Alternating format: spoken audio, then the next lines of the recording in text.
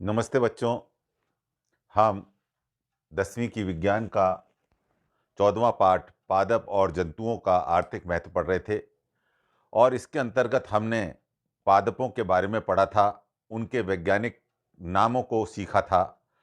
आज हम जंतुओं का आर्थिक महत्व के बारे में पढ़ेंगे।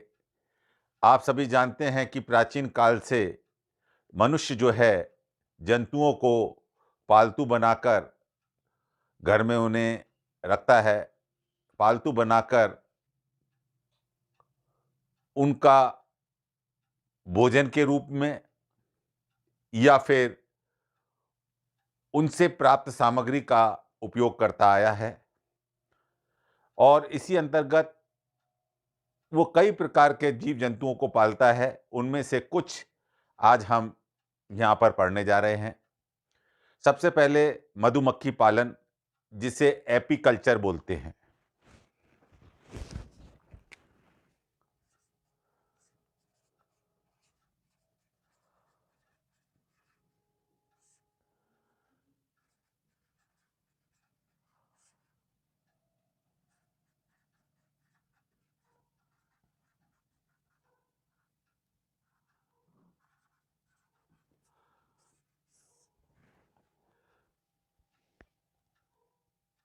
कृत्रिम रूप से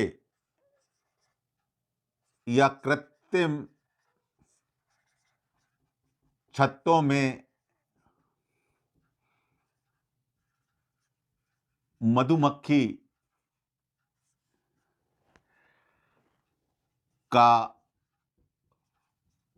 पालन मधुमक्खी पालन या एपीकल्चर के नाम से जाना जाता है और इसके लिए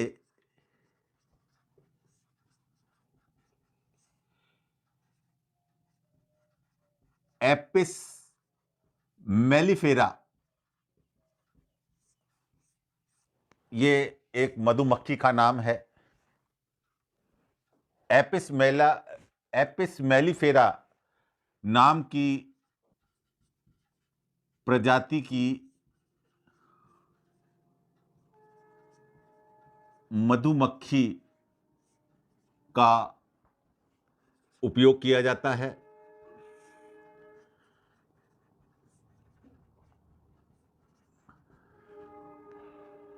कई प्रकार की मधुमक्खी की प्रजातियां हैं, जैसे Apis mellifera, Apis dorsata, Apis Apis florea, इस तरह की कई प्रजातियों की मधुमक्खियां हैं। और जो हम मधुमक्खी पालन में जो उपयोग लेते हैं, ये इसका वैज्ञानिक नाम है एपिस मेलिफेरा। इस प्रजाति की मधुमक्खियों का हम कृत्रिम रूप से पालन करते हैं और जो मधुमक्खी पालन से जो हमें मुख्य उत्पाद जो मिलता है, शहद, इसका मानव प्राचीन काल से उपयोग करता आया है।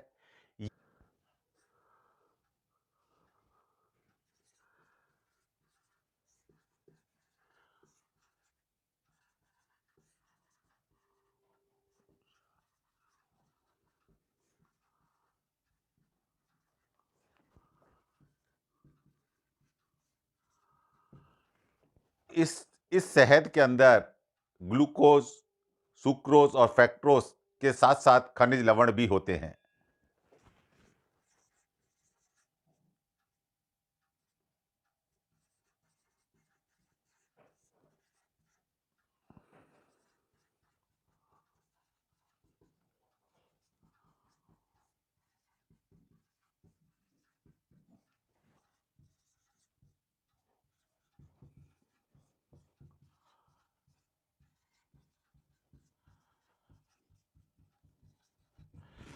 मधुमक्खी के छत्तों से प्राप्त जो मोम होता है, उसे हम मधुमोम के नाम से जानते हैं।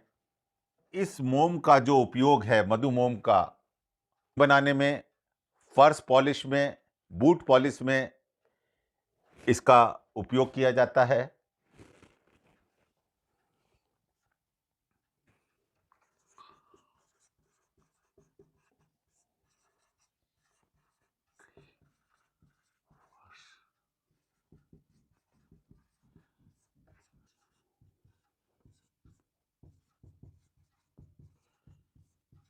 वह मूर्ति कला में किया जाता है। इसी प्रकार ये जो शहद है, शहद को हम लंबे समय तक सुरक्षित रख सकते हैं। यह एक अच्छा परिरक्षक है।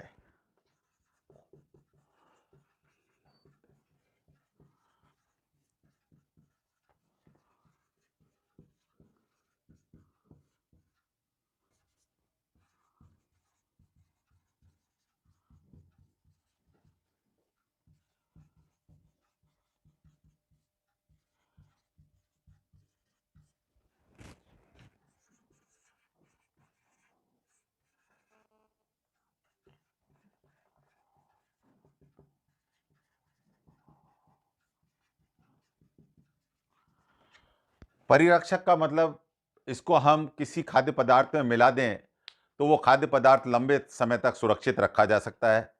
जैसे हम च्यवनप्राश बनाते हैं तो उस च्यवनप्राश में शहद का उपयोग किया जाता है। च्यवनप्राश काफी लंबे समय तक खराब नहीं होता है। इसी प्रकार जैसे मैंने च्यवनप्राश का नाम लिया, औषधि के रूप में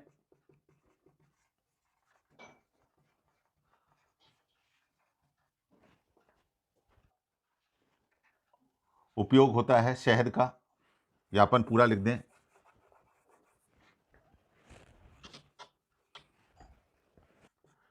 शहद का औषधि के रूप में भी उपयोग होता है। मधुमक्खी जहां होती है वहां परागण की क्रिया भी आसानी से होती है, जिससे पैदावार बढ़ाने में मदद मिलती है। मधुमक्खी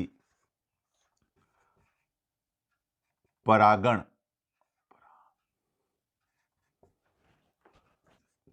क्रिया आसानी से कराती है। इससे फसल पैदावार में वृद्धि यानी बढ़ोतरी होती है। तो ये मधुमक्खी पालन के बारे में हो गया। प्रश्न पूछा जा सकता है, जैसे एपीकल्चर किसे कहते हैं, तो मधुमक्खी पालन को कहते हैं। इसी प्रकार रेशम कीट पालन, इसको सेरीकल्चर कहते हैं। सेरीकल्चर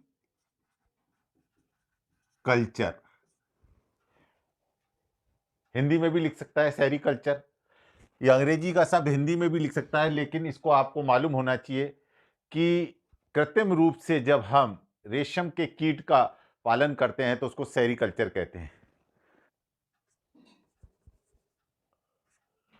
रेशम प्राप्त करने के लिए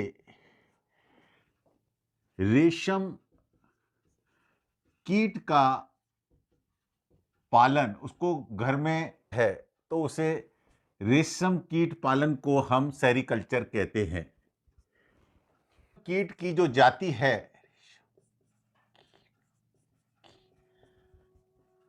प्रजाति, वो है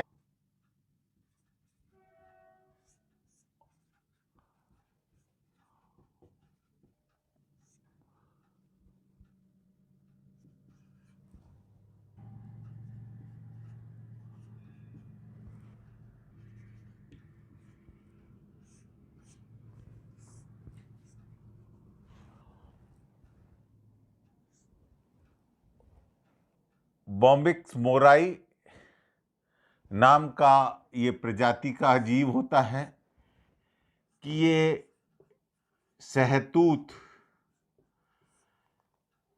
के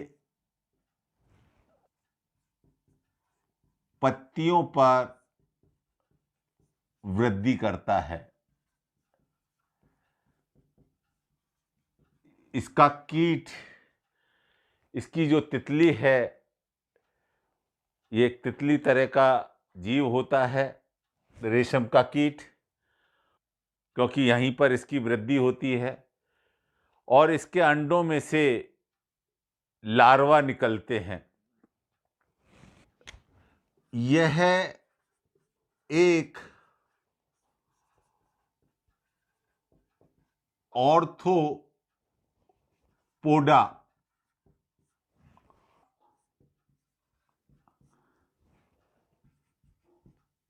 इंसेक्ट वर्ग, ऑर्थोपोडा संघ का इंसेक्टा वर्ग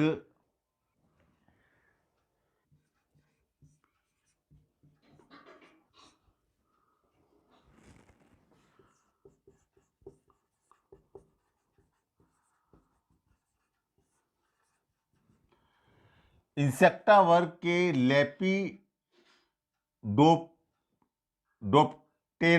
डोप्टेरा गण का सदस्य है।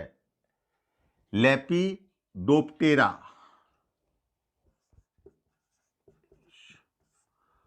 प्रोटीन का बना होता है।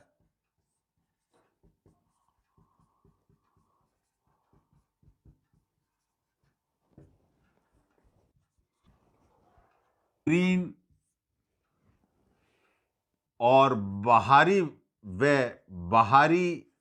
भाग सेरीसीन प्रोटीन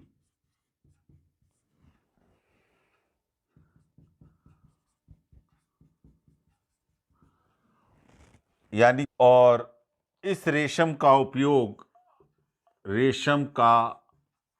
उपयोग वस्त्र निर्माण में धागों के रूप में किया जाता है।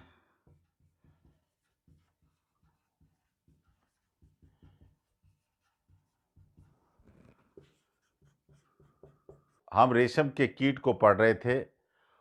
अब हम रेशम के कीट से रेशम कैसे प्राप्त करते हैं इसको समझते हैं। सबसे पहली अवस्था जो रेशम के कीट की होती है वो पूर्ण अवस्था होती है।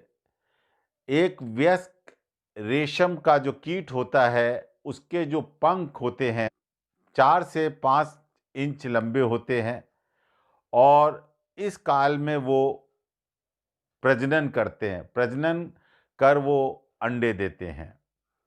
दूसरी अवस्था होती है अंडे की। जो मादा होती है वो 300 से 600 छोटे छोटे अंडे देती है। जैसा मैंने बताया कि ये जो इसके लार्वा होते हैं वो शहतूत की पत्तियों को खाते हैं, तो ये अंडे शहतूत के पेड़ के तने पर दिए जाते हैं और इन अंडों से लार्वा निकलते हैं। इन लार्वा को कैटरपिलर कहते हैं। यह शहतूत की पत्तियों पे रहते हैं। इनमें स्थित एक जोड़ी लार ग्रंथियां होती हैं जिनसे लार निकलती है और ये लार जब हवा के संपर्क में आ जाती है तो ये सूखकर एक धागा बन जाती है और ये जो धागा नुमा जो जाल बनता है इसमें ये लार्वा अंदर बंद हो जाता है और जब ये कैटरपिलर धागे को अपने चारों ओर लपेटकर बंद हो जाता है यानी कोकून का निर्माण कर देता है, इस अवस्था को हम प्यूपा कहते हैं। और यदि ये प्यूपा कोकून से अगर बाहर निकल जाता है तो हमें रेशम के कीट की तितली पुनः प्राप्त हो जाती है। अब रेशम कैसे प्राप्त करेंगे, इसके लिए क्या करते हैं कि ये जो प्यूपा अवस्था होती है इसके जो कोकून होते हैं, छोटे छोटे कोकूनों को इकट्ठा कर लिया जाता है और उनको गर्म पानी में डाल दिया जाता है। गर्म पानी में डालने से इसके अंदर का जो प्यूपा है वो मर जाता है और जो धागा है लगभग 1000 से 1500 मीटर लंबा धागा प्रत्येक कोकून से प्राप्त कर लिया जाता है, जिसे चरखों पे लपेटकर फिर इनसे वस्त्रों का निर्माण किया जाता है। लाख कीट संवर्धन, लाख कल्चर के नाम से जाना जाता है।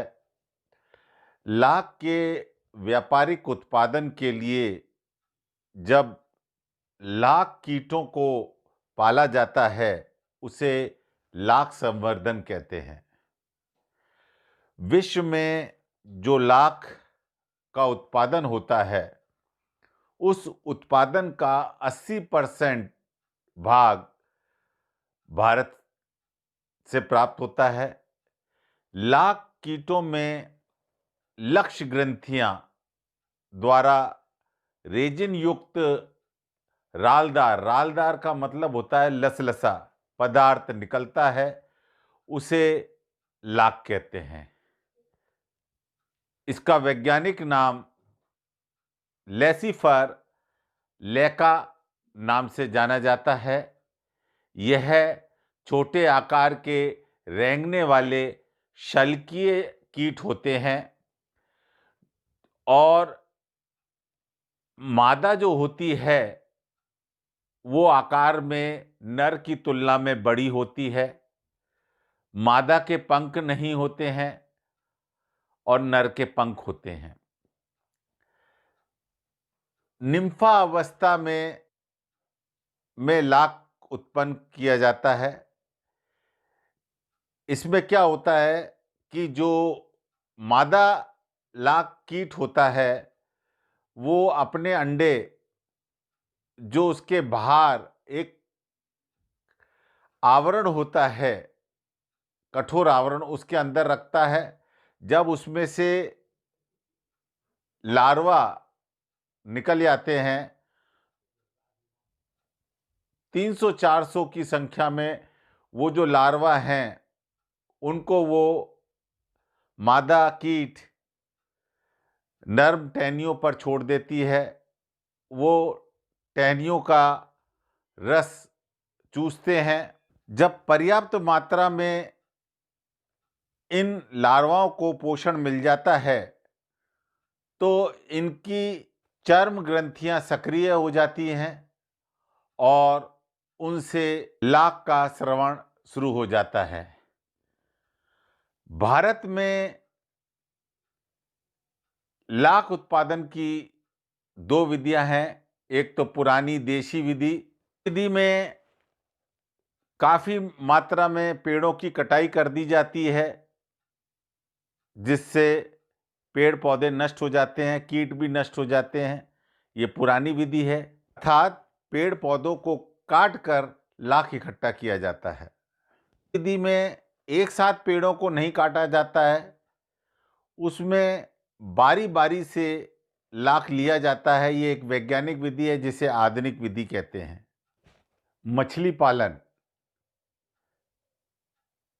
तालाब, छोटे तालाब या जलाशयों में या बड़े बड़े टैंकों का निर्माण करके जब मछलियों को जब पाला जाता है, उसे मछली पालन कहते हैं। मछली आसानी से प्राप्त होने वाला प्रोटीन युक्त उच्च पोषक भोजन होता है और इस भोजन की एक विशेषता और होती है कि ये आसानी से पच जाता है। मछलियों के प्रकार जो हमारे भारत में जो देसी मछलियां हैं वो है रोहू, कतला, मृगला और आजकल कुछ विदेशी प्रजातियां कॉमन कॉर्प आदि भी पाली जा रही हैं। मछलियों में आयोडीन और विटामिन ए प्रचुर मात्रा में पाया जाता है। अधिकांशतः पहाड़ी इलाकों में आयोडीन की कमी देखी जाती है, लेकिन जो मछली होती है उसमें आयोडीन प्रचुर मात्रा में होती है और आयोडीन की कमी से गलगंड रोग होता है। मछली के लिवर से एक तेल प्राप्त होता है जिसे कॉड लिवर ऑयल कहते हैं।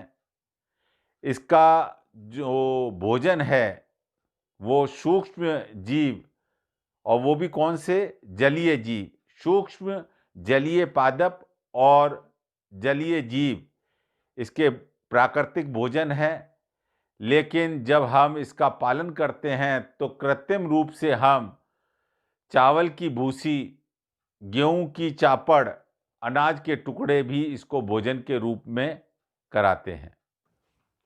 डेयरी उद्योग, कुछ पशु जैसे भैंस, गाय, बकरी को प्राचीन काल से घरों में पाला जाता रहा है और उनके उत्पाद जिसमें प्रमुख रूप से दूध मिलता है उसका हम उपयोग पोषण के लिए करते हैं।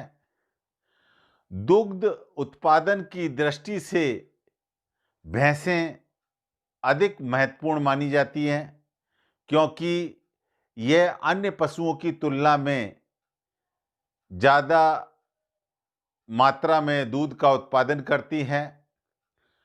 आइए हम कुछ भैंसों की अच्छी नस्लों के बारे में देखते हैं, उनके नाम को आइए नस्लें जिनमें जाफराबादी, मुर्रा, सूरती, बदावरी और मैसाना, ये कुछ भैंसों की नस्लें हैं जो दुग्ध उत्पादन की दृष्टि से अच्छी नस्लें मानी जाती हैं। गायों की कुछ देशी नस्लें गिर, साहिवाल, सिंध, देवकी आदि हैं। जिसमें हॉलिस्टीन, फ्रीज, जर्सी और रेड डेन, ये गाय की कुछ विदेशी नस्लें हैं। बकरी भी दुग्ध उत्पादन के लिए घर में पाली जाती है। बकरी की कुछ असली सिरोही, बारबरी, कश्मीरी और पश्मीना। तो डेयरी उद्योग जो है वो उसमें कुछ पशुओं को हम दुग्ध उत्पादन के लिए पालते हैं और उनसे दुग्ध और उनसे संबंधित जो उत्पाद हैं उनको बेचकर हम लाभ कमाते हैं।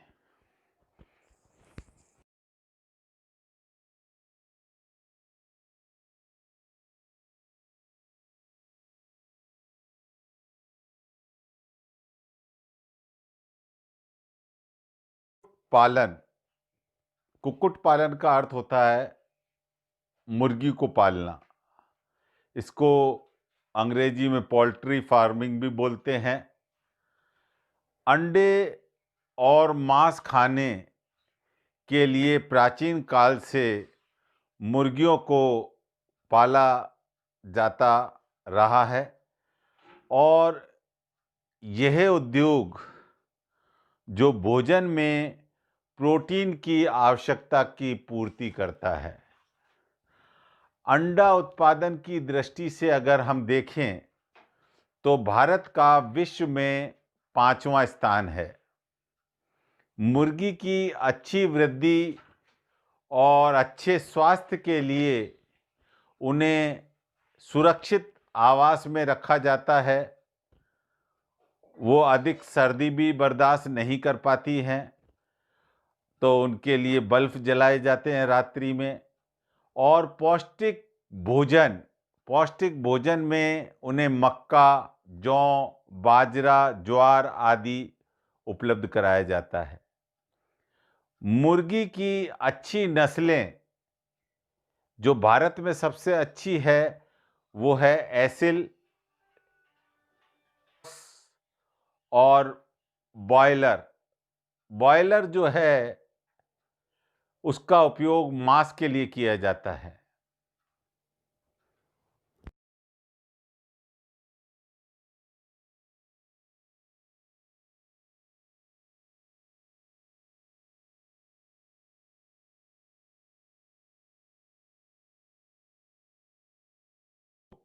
वूल इंडस्ट्री। उत्तरी भारत में अत्यधिक ठंड पड़ती है, तो यहाँ पर ऊन लेने के लिए भेड़ें पाली जाती हैं। और आप सभी जानते होंगे कि जो ऊन है वो भेड़ों के बाल से तैयार की जाती है।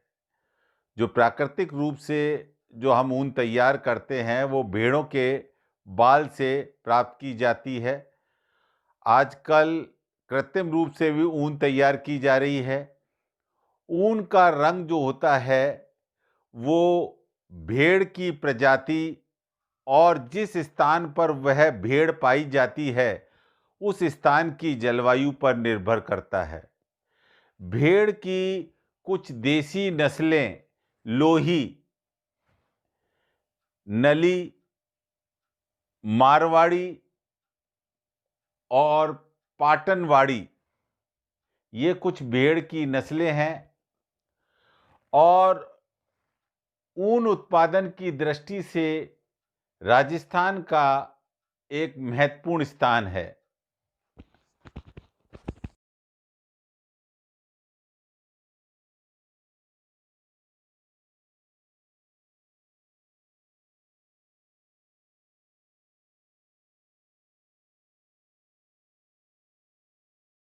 भित्तियां, प्रवाल भित्तियों को हम मूंगा भित्ति भी बोलते हैं। एकल या निभाई पॉलिप जंतु जो होता है, जो सैलन ट्रेटा संघ का होता है, वो कैल्शियम कार्बोनेट CaCO3 का बना हुआ जो उसका बाह्य कंकाल स्रावित करता है उसे हम कोरल बोलते हैं। जो कैल्शियम कार्बोनेट का जो स्रवण होता है और उससे जो एक बाह्य कंकाल तैयार होता है उसे हम प्रवाल बोलते हैं, कोरल बोलते हैं। कोरल जो होता है एंथोजोआ वर्ग का जीव द्वारा ही स्रावित होता है। कोरल यानी प्रवाल जो है एंथोजोआ वर्ग का जो जीव होता है वो स्रावित करता है। और यह समुद्र में मिलता है और अनेक जीवों और वनस्पतियों का यह आश्रय स्थल होता है। यहाँ पर अत्यधिक जैव विविधता देखने को मिलती है। इसका उपयोग हम औषधि निर्माण और श्रृंगार प्रसाधन में करते हैं।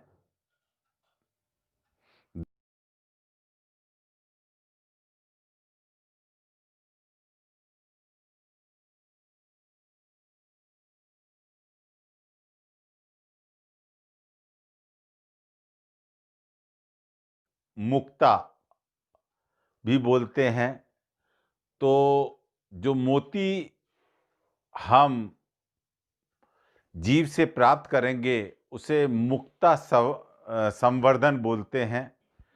मोलास्का और इससे हमें प्राय सफ़ेद, चमकीले, गोलदार जो संरचना मिलती है उसको हम मोती बोलते हैं। तो जो ऑयस्टर यानी सीपियां जैसे जो मोलस्क होते हैं जंतु, वो अपने कवच के नीचे स्वयं की रक्षा के लिए इस प्रकार की संरचना बनाते हैं जो कि मोती कहलाते हैं।